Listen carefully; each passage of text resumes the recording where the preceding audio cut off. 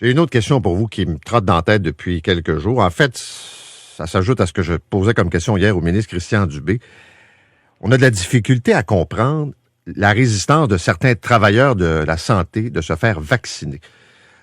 On donne de l'équipement de protection. Je me souviens, le printemps dernier, on manquait d'équipement. Tu dis, pourquoi un travailleur de la santé qui est aux premières loges, là, qui est en première ligne, refuse? Et il paraît que selon les milieux, le taux de refus, ou en tout cas de gens qui ne veulent pas se faire vacciner, est très élevé chez les travailleurs de la santé. C'est vrai ou pas? Oui, c'est vrai. Dans mon propre hôpital, le taux de refus est 23 %. Pourquoi? Et pourquoi? Ben, c'est parce que il y a toujours un risque à faire et à ne pas faire. Vous savez, les travailleurs de la santé sont exposés à ce qui se passe dans la COVID et ils voient que les gens tombent malades. Il y a un crash clinique là, de gens qui ont attrapé la COVID et qui vont en mourir. Ça survient vers la 8e, 9e journée. Au moment où la réponse immunitaire s'enclenche, on sait que la réponse immunitaire est impliquée dans le processus de la maladie qui tue. Chez les personnes âgées, entre autres. Or, les gens dans le monde de la santé se posent la question, si c'est la réponse immunitaire qui tue, est-ce que le vaccin pourrait entraîner la même genre de réponse immunitaire? Ou même en étant partiellement beaucoup plus faible, est-ce qu'au long cours, ça pourrait donner le même genre de problème que la maladie et sa réponse immunitaire naturelle? C'est la question qu'ils posent. Et je comprends cette question-là parce que, moi, je vous dis, si on n'était pas en pandémie, on a un recul de 4 mois et 10 jours, 12 jours à peu près là, sur la vaccination de masse. Et si on n'était pas en pandémie, les organismes gouvernementaux diraient « Hey, vous n'avez pas assez de données au long cours sur ces vaccins-là. » Ils seraient probablement même pas autorisés au moment où on se parle. Et les gens de la santé le savent, ça. C'est pour ça qu'il y en a plusieurs qui sont pas contre la vaccination. Ils sont tout simplement un peu inquiets du manque de recul qu'on a sur la vaccination actuelle. Êtes-vous en train de me dire que, dans le fond, ils vont se faire vacciner plus tard, ils attendent de voir un peu plus? Moi, je crois que c'est ce qui se passe là, dans le cas de la majorité, oui. Vous, êtes-vous vacciné? Non.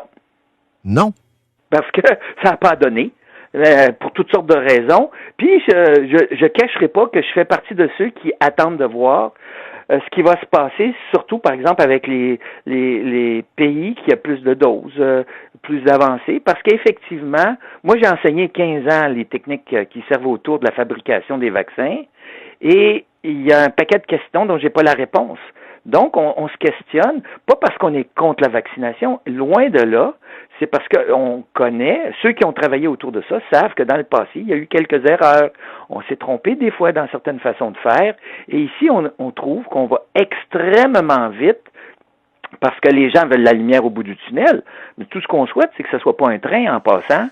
Et on estime pour plusieurs, moi j'en fais partie, puis je le cache pas, tout en étant un pro-vaccin, qu'il manque assez de recul pour essayer de comprendre ce qui pourrait arriver. Je vais vous donner un exemple. On a déjà fait des vaccins contre la fièvre jaune. Si je vous vaccine contre la fièvre de dengue, par exemple, numéro 2, puis vous attrapez la 3, ben vous n'avez pas exactement la bonne réponse immunitaire, puis vous êtes plus malade que si vous aviez été pas vacciné.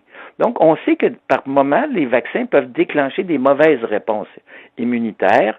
On le sait depuis des années, et c'est pour ça qu'on aime bien avoir un recul dans le domaine de la santé. Mais la question, c'est, est-ce qu'on a le temps actuellement d'avoir ce recul? On dit tout le temps qu'en santé publique, c'est l'évaluation des risques. C'est ça. C'est un risque versus bénéfice, et c'est pour ça que les gens décident pour eux-mêmes de la décision interne. En santé publique, on n'a pas le temps d'attendre. Ça, c'est clair qu'il faut vacciner.